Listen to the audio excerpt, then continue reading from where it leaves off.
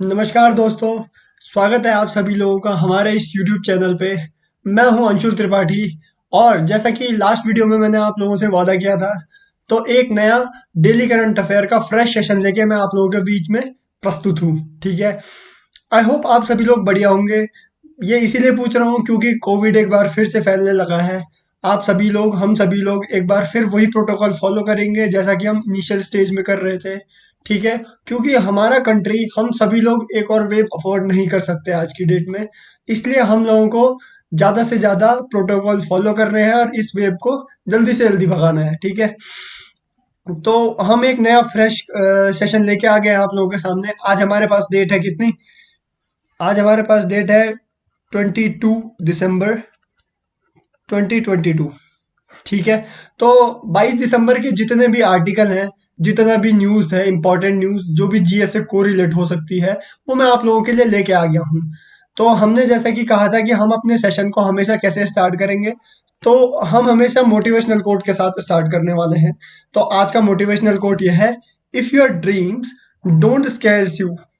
ठीक है, जब आपके सपने आपको परेशान नहीं कर रहे, डरा नहीं रहे हैं, दैट मीन्स कि दे आर टू स्मॉल। अगर आपके सपने आपको परेशान नहीं कर रहे हैं, आपको पिंच नहीं कर रहे हैं, आपने इसका मतलब बहुत छोटे छोटे सपने पाले हुए हैं। क्योंकि अगर आप कोई सपना देखते हैं या फिर कोई एम डिसाइड करते हैं और उसके लिए डेडिकेशन के साथ काम भी कर रहे हैं, तो वो ड्रीम, वो एम आप लोगों को बार बार पूछता है कि क्या आप कर पा रहे हो।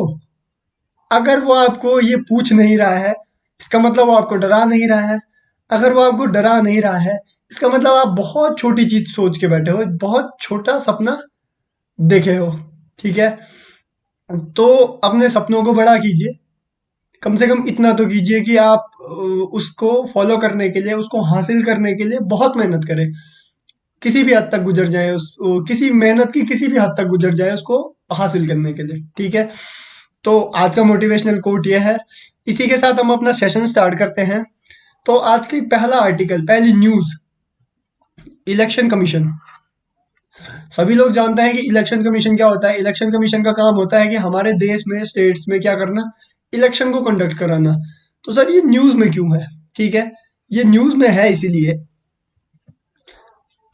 हम लोगों ने क्या कहा, हम लोगों ने क्या किया है कि कीनिया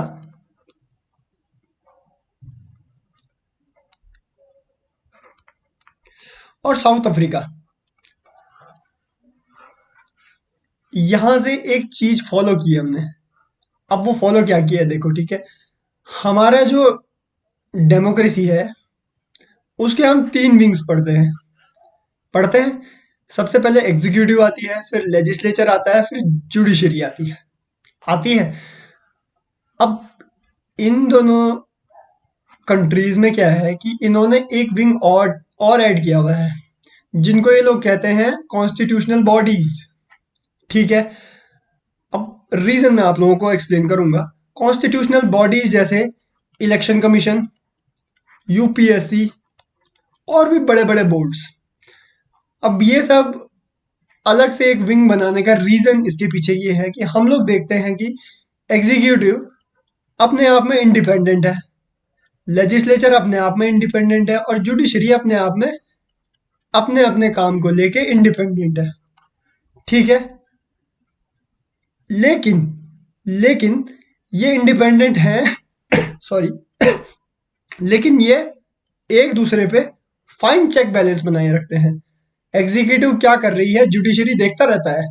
जुडिशरी देखता है कि ये कॉन्स्टिट्यूशन का वायलेशन तो नहीं कर रहे हैं, और एग्जीक्यूटिव भी देखता रहता है कि जुडिशरी कोई भी जजमेंट दे रही है, वो कहीं एग्जीक्यूटिव के पावर्स को ओवर रीच तो नहीं कर रही है। ठीक है, तो ये फाइन चेक बैलेंस बना रहता है। अब क्या हुआ, एग्जीक्यूटिव, लेजिस्लेचर और जुडिशरी, इन तीनों के बीच क्या होता है, फाइन चेक बैलेंस होता है। मैंने आपको बताया चेक एंड बैलेंस होता है। अब यहाँ ऐड कर रहे हैं किसको? कॉन्स्टिट्यूशनल बॉडीज को ऐड कर रहे हैं चौथी विंग के रूप में। हम लोग मीडिया को भी पढ़ते हैं, लेकिन मीडिया इस सब चीज से बाहर है। ठीक है, अब कॉन्स्टिट्यूशनल बॉडी को बनाने का एक रीजन है, मेन रीजन मैं आप लोगों को बताता हूँ। हम देखते हैं कि जैसे मैंने आप लोगों को बताया कि ये तीनों फ्रीली काम करते हैं, लेकिन कॉन्स्टिट्यूशनल बॉडीज में अगर हम इसको ऐड कर दें, इलेक्शन कमीशन को, हम चाह रहे हैं कि ये जो कॉन्स्टिट्यूशनल बॉडीज हो वो भी आपस में क्या करें, फ्री काम करें, इंडिपेंडेंट काम करें, जिससे क्या हो, हमारे जो एग्जीक्यूटिव है, जो मैनेजमेंट है, एडमिनिस्ट्रेशन है, उसमें क्या है, ट्रांसपेरेंसी आए। ठीक है, इस ट्रांसपेरेंसी के लिए हम लोग क्या कर रहे हैं, इस एक विंग को बनाने का प्रपोजल रख रहे हैं। ये जनरली इस आर्टिकल में लिखा हुआ है। ठीक है, साउथ अफ्रीका और कीनिया में यही हुआ है। ठीक है, अब रीजन बताता हूं मैं। रीजन सबसे पहले ये है कि हम जानते हैं कि जो इलेक्शन कमीशन है उसका हेड होता है इलेक्शन कमिश्नर ऑफ इंडिया। ठीक है, उनको अपॉइंट करते हैं हमारे प्रेसिडेंट साहब, लगभग लगभग मान लें हम गवर्नमेंट। ठीक है, अब देखिए, गवर्नमेंट किसी इंसान को अपॉइंट कर रही है। ठीक है, तो वो क्या सोच के अपॉइंट करेगी, वो यही सोच के अपॉइंट करेगी ना कि ये गवर्नमेंट का फेवरेबल इंसान होगा। ये किसी भी पॉइंट पे गवर्नमेंट को क्या करेगा, फेवर करेगा। ठीक है, लेकिन अगर गवर्नमेंट को फेवर कर रहे हैं तो यहाँ पे तो ट्रांसपेरेंसी मेंटेन ही नहीं हो पाई। ठीक है, ये तो उनका वायलेशन हो गया जो और भी ऑपोजिशन में खड़े हुए हैं। इसीलिए एक प्रपोजल आया है कि जो ये बड़े बड़े बोर्ड हैं जिनका इंडिपेंडेंट होना बहुत जरूरी है, उनको एक विंग बना के उसमें ऐड करते हैं और उनको हम फ्री हैंड देते हैं, इंडिपेंडेंट देते हैं। इससे क्या होगा, इससे होगा जो हमारा इलेक्शन प्रोसेस है वो सबसे पहले फ्रीली काम करेगा, इनको किसी की डर नहीं पड़ी। ठीक है, इनको उसके बाद कोई डर नहीं पड़ी।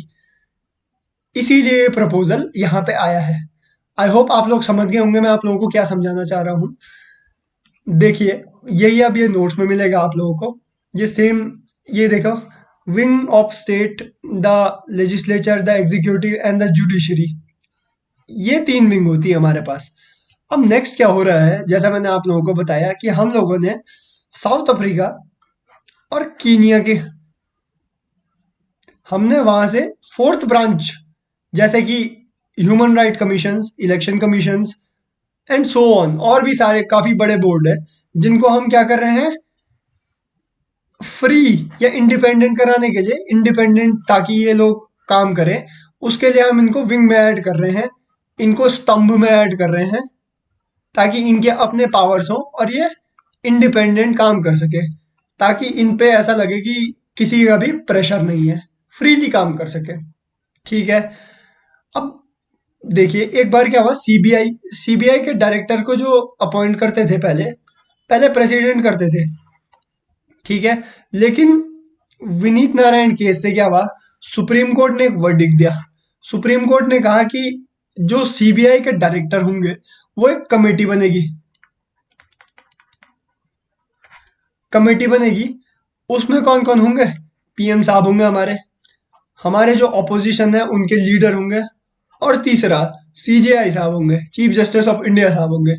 इन तीनों को मिला के एक बॉडी बनाई जाएगी, एक कमेटी बनाई जाएगी, वो हमारे सीबीआई का डायरेक्टर को क्या करेंगे, अपॉइंट करेंगे। ठीक है, आई होप आप समझ गए होंगे, ये स्टैटिक पोर्शन है। नेक्स्ट, अब यहां से हमारे पास एग्जाम ओरिएंटेड क्या आता है। ठीक है, ये पहले वाली न्यूज थी, इशू था। ठीक है, क्या चल रहा है, कैसा चल रहा है। अब हमें पढ़ना क्या है, इलेक्शन कमीशन ऑफ इंडिया क्या होता है।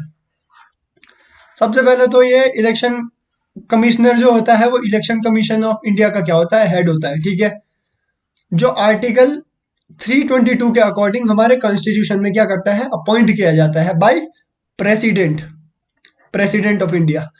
ठीक है, अपॉइंटमेंट कैसे होता है, देखो article 322 sub clause 2, sorry article 324 sub clause 2 के अंतर्गत हमारा जो कॉन्स्टिट्यूशन ऑफ इंडिया है उसमें प्रेसिडेंट करते हैं क्या, इलेक्शन कमिश्नर ऑफ इंडिया का क्या करते हैं, अपॉइंटमेंट करते हैं। ठीक है, अब इनका टेन्योर क्या होता है, इनका टेन्योर 6 साल का होता है, और 65 साल, मतलब 6 साल या 65 साल में, या तो 6 साल प्रॉपर, या तो 65 साल की उम्र तक, इनमें से कोई भी पहले हो जाए। ठीक है, अगर बाय द वे मैं हूं, मेरी एज 65 साल हो गई। ठीक है, लेकिन मेरा टेन्योर में अभी 3 ही साल हुए हैं पूरे। ठीक है, तो मैं रिटायर हो जाऊंगा, या फिर मैं भले ही मैं 61 साल का हूँ लेकिन मेरे 6 साल पूरे हो गए, ठीक है, तो मैं रिटायर हो जाऊंगा। ये दो कंडीशंस होती हैं। इनका रिमूवल कैसे होता है? इनको आसानी से नहीं हटाया जा सकता। इनको एक पार्लियामेंट्री प्रोसेस से हटाया जा सकता है। सबसे पहले एक पार्लियामेंट या फिर लोकसभा में, फिर राज्यसभा में बिल यहाँ भी पास कराना है, यहाँ भी पास कराना है। उसके बाद प्रेसिडेंट इस पे हस्ताक्षर करेंगे, साइन करेंगे, ठीक है। उसका एक अपना लंबा चौड़ा प्रोसेस है, वो हम कभी बाद में डिस्कस करेंगे। इस तरीके से इनको रिमूव किया जा सकता है, जो कि अपने आप में बहुत बड़ा टिपिकल प्रोसेस है, ठीक है। इसके लिए आपको आपके ऊपर अच्छे खासे चार्ज लगे होने चाहिए, मिसबिहेव एक, या फिर आपने कॉन्स्टिट्यूशन का वायलेशन किया हो दो, ऐसे कुछ चार्ज लगे होने चाहिए जिस कारण ये प्रपोजल किसी भी पार्लियामेंट्री हाउस में रिप्रेजेंट हो सकता है, ठीक है, प्रपोज हो सकता है, ठीक है। आई होप आप ये टॉपिक समझ गए होंगे।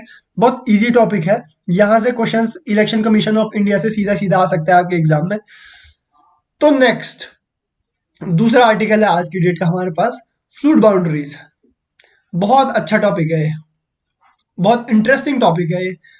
अब देखिए क्या था, हमारा जो कॉन्स्टिट्यूशनल असेंबली थी, कॉन्स्टिट्यूएंट असेंबली थी, सॉरी, जो हमारी कॉन्स्टिट्यूशन संविधान सभा कहते हैं जिसको हम, संविधान सभा, इनमें बहुत समझदार लोग थे, बहुत समझदार लोग। इन लोगों ने सोच रखी थी कुछ चीजें, इन्हें पता था कि इनकी देश की जनता कैसी है और किन किन मुद्दों पर लड़ सकती है। लेकिन ये टॉपिक जो है, इनमें इनसे थोड़ा चूक हो गई। चूक क्या हो गई? इनको ये पता था कि हमारी जो जनता है ये लड़ सकती है किस चीज पे, वाटर बॉडीज पे। मतलब ये नदी है, बाय द वे ये नदी है, और ये कोई स्टेट है। ये नदी एक स्टेट से दूसरे स्टेट में जा रही है, तो कौन किस इस नदी का कितना पानी लेगा, ठीक है, इस पे ये झगड़ सकते हैं। तो आर्टिकल 262 के अंदर इन्होंने इसको इंक्लूड कर दिया था। ये तो समझदारी की इन्होंने। लेकिन इनको ये पता नहीं था कि हमारा जो कंट्रीज के लोग हैं ये स्टेट की बाउंड्रीज पे भी झगड़ा कर सकते हैं, ठीक है। तो इस झगड़े का इन्हें ध्यान नहीं था और वो झगड़ा ये सामने आ गया हमारे पास। तो ये झगड़ा है किसका?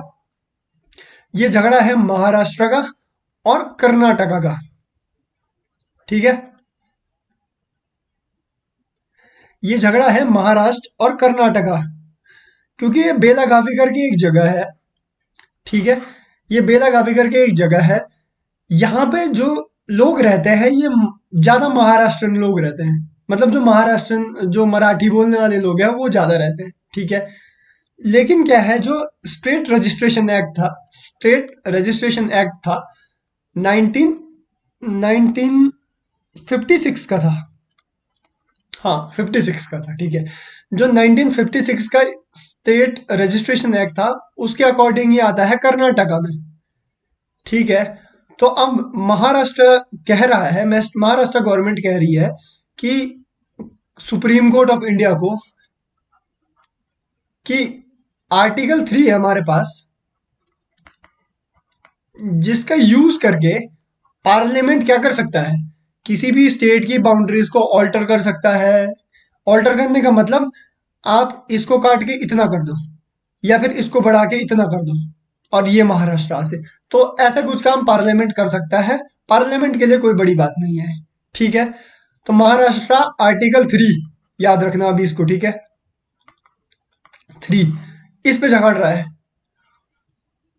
और कर्नाटका आर्टिकल 131, कर्नाटका 131 के अंदर कह रहा है कि देखिए सर, ये है स्टेट डिस्प्यूट, दो स्टेट का डिस्प्यूट है। और आर्टिकल 331 131 के अंदर सुप्रीम कोर्ट के पास ये पावर है, अगर किसी यूनियन का स्टेट के साथ या फिर स्टेट का स्टेट के साथ कोई झगड़ा चल रहा है, डिस्प्यूट चल रहा है, तो सुप्रीम कोर्ट बीच में आके इसको सुलटा सकता है, ठीक है। तो कर्नाटका आर्टिकल 131 के अकॉर्डिंग सुप्रीम कोर्ट में पहुंचा हुआ है। अब ये बात तो ठीक है, हम समझते हैं, लेकिन यहाँ पे एक्चुअली हुआ क्या, इशू क्या था? यहाँ पे ये हुआ कि महाराष्ट्र से कोई भी बसेस या फिर कोई पब्लिक ट्रांसपोर्ट इधर वाले रीजन में आया, महाराष्ट्र की बसेस, तो यहाँ पे जो कर्नाटक ये सपोर्टर लोग थे, इन्होंने क्या कर दिया, यहाँ वॉयलेंस क्रिएट कर दिया जी। इन्होंने पत्थर वत्थर मार दिए भैया। अब पत्थर वत्थर मार दिए, तो अब ये कम रहने वाले थे। इन्होंने कहा कि जो कर्नाटका से गाड़ी गई महाराष्ट्र वालों ने भी पत्थर मार दिया और महाराष्ट्र से जो गाड़ी गई कर्नाटक वालों ने पत्थरबाजी बाजी कर दी। तो यहाँ पे देखा हम इनडायरेक्टली वायलेंस क्रिएट हो गया। ठीक है, यहाँ पे वायलेंस क्रिएट हो गया। और जैसा मैंने आपको बताया आर्टिकल 3 के अंदर महाराष्ट्र बोल रहा है कि यहाँ ज्यादा मराठी बोलने वाले लोग रह रहे हैं, तो आप इसको ऑल्टर कर दीजिए, महाराष्ट्र में इसको क्या कर दीजिए, मर्ज कर दीजिए। और कर्नाटक पीछे से बोला अरे ऐसे ही कुछ भी। महाराष्ट्र कर्नाटक का कह रहा है कि ऐसे नहीं होता सर, चाहे यहाँ पे कोई भी किसी भी लैंग्वेज को बोल रहा हो, लेकिन 1956 के स्टेट रजिस्ट्रेशन एक्ट के अकॉर्डिंग ये हमारा अभिन्न अंग है, तो हम इसको नहीं छोड़ने वाले। तो ये है हमारा इशू। अब देखिए ये पहली बार नहीं हो रहा, ये होता आ रहा है हमेशा से। उत्तराखंड और हिमाचल प्रदेश के अंदर, बिहार यूपी में भी हो रहा है, अरुणाचल प्रदेश असम के बीच में भी डिस्प्यूट है, असम नागालैंड के बीच डिस्प्यूट है, उड़ीसा वेस्ट बंगाल के बीच डिस्प्यूट है, उड़ीसा झारखंड, उड़ीसा छत्तीसगढ़, उड़ीसा आंध्र प्रदेश, कर्नाटक केरला, कर्नाटक महाराष्ट्र में जो आपको बता ही रहा हूँ, गुजरात राजस्थान, ये सब के बीच क्या चल रहा है, बाउंड्रीज को लेकर डिस्प्यूट चल रहा है। तो जैसे मैंने आप लोगों को बताया कि ये जो डिस्प्यूट है ये स्टेट रजिस्ट्रेशन एक्ट के अकॉर्डिंग है। हाँ 1956 सही है, ठीक है। और हाँ जी, इसके लिए सबसे पहली बात है आर्टिकल 263 इंपॉर्टेंट है। मैं आपको बताता हूँ कैसे। अब 262 के अंदर तो हमने देखा कि वाटर बॉडीज की जो भी डिस्प्यूट होती है उसको हम सुलटाते हैं, ठीक है। अब 263 के अंदर क्या बनाया गया, 263 के अंदर यह बनाया गया कि article 263 there is a provision for formation of any inter state council. अब यहाँ पे क्या कहा गया, आर्टिकल 263 के अंदर कहा गया कि कोई भी स्टेट और स्टेट के बीच झगड़ा हो रहा है तो क्या होगी, एक इंटर स्टेट काउंसिल बनाई जाएगी। अब इंटर स्टेट काउंसिल क्या है, बाय द वे ये महाराष्ट्र है, ये कर्नाटक है, ठीक है। 4 लोग कर्नाटक से जो इंपॉर्टेंट लोग हैं, 4 लोग महाराष्ट्र से, इनको मिला के क्या की जाएगी, एक काउंसिल बनाई जाएगी। और ये लोग एक टेबल पे बैठ के जो भी ये घपला चल रहा है इसको सुलटा देंगे। लेकिन भाई लोगों देखो, अगर ये लोग इसको इतने आराम से इंटर स्टेट काउंसिल से सुलटा सकते तो इतनी ऊपर तक तो बात ही नहीं पहुंच पाती थी ना। तो ये लोग तो आपस ही में सुलटा दिए होते, ठीक है। तो इस वजह से ये जो इंटर स्टेट काउंसिल है ये ज्यादा कारगर साबित नहीं हुई और ना होने वाली है, क्योंकि जब दो लोग आपस में गुस्से में हैं तो वो बैठ के बात करने के लिए तैयार ही नहीं है, ठीक है। आई होप आपको ये समझ में आया होगा टॉपिक, ठीक है। यहाँ से भी आपके ये तीनों चारों आर्टिकल बहुत इंपॉर्टेंट है, डायरेक्ट एग्जाम में क्वेश्चन बना देगा वन लाइनर कि आर्टिकल 3 किससे रिलेटेड है, आर्टिकल 131 किससे रिलेटेड है, क्योंकि ये रिसेंटली सीन इन न्यूज, ये वर्ड मैं बार बार बोलता रहूंगा, रिसेंटली सीन इन न्यूज, क्योंकि यूपीएससी स्टेट पीसीएस बोर्ड इनका एक ट्रेंड है, ये रिसेंटली सीन इन न्यूज से बहुत क्वेश्चंस बनाते हैं और ऐसे ही चीजें दे देंगे आपको, ठीक है। नेक्स्ट, ये वही चीज है। नेक्स्ट हमारे पास है एक, जो हमारी एक सबमरीन है जिसका नाम है वगीर, इसको वगीर ही प्रोनाउंस किया जाता है। ये जनवरी में कमीशन होने वाली है नेवी को, ठीक है। अब आपको पता है कि ये एक स्कॉर्पियन क्लास की क्या है, सबमरीन है। अब स्कॉर्पियन क्लास क्या है हम इसके बारे में पढ़ेंगे, क्योंकि ये भी एक प्रीलिम का फैक्ट है, सीधा सीधा आपका जो पहला एग्जाम होता है उसमें ये सीधे सीधे क्वेश्चन बन जाएगा, ठीक है। फिर ना बोलना कि छूट गया। आप लोगों को ये छोटी छोटी चीजें नोट्स बनानी है और नोट्स में स्पेशली मेंशन करना है, हाईलाइट करना है, क्योंकि जिस दिन आप रिवाइज करोगे ना तो आपको ना ये क्लास काम आएगी ना ये सेशन काम आएगा, आप लोगों को आपके हैंड रिटन नोट्स काम आएंगे जो आपने खुद से पढ़ के बनाए हैं, ये सेशन को पढ़ते हुए बनाए हैं, ठीक है। देखिए फिफ्थ स्कॉर्पियन, ये जो हमारे पास स्कॉर्पियन क्लास है ना उसकी 5वीं पनडुब्बी है, सबमरीन है, ठीक है। तो 5वीं है तो पहली दूसरी तीसरी चौथी भी होंगी कुछ, ठीक है। तो हम वही देख रहे हैं। सबसे पहले देख लेते हैं सिक्स स्कॉर्पियन सबमरीन, ठीक है। ये प्रोजेक्ट है प्रोजेक्ट 75, ठीक है। किसका है, from naval group of France under, ये नेवल ग्रुप ऑफ फ्रांस के अंडर है, ठीक है। 3.75 बिलियन डील साइन इन अक्टूबर 2005 में साइन हुई थी, ठीक है। अब देखो हम सबमरीन्स का नाम पढ़ते हैं। The first submarine INS Kalvari, INS Kalvari, ठीक है, ये कमीशन हो गई थी हमारी दिसंबर में 2017 में, नेवी को कमीशन कर दी गई थी।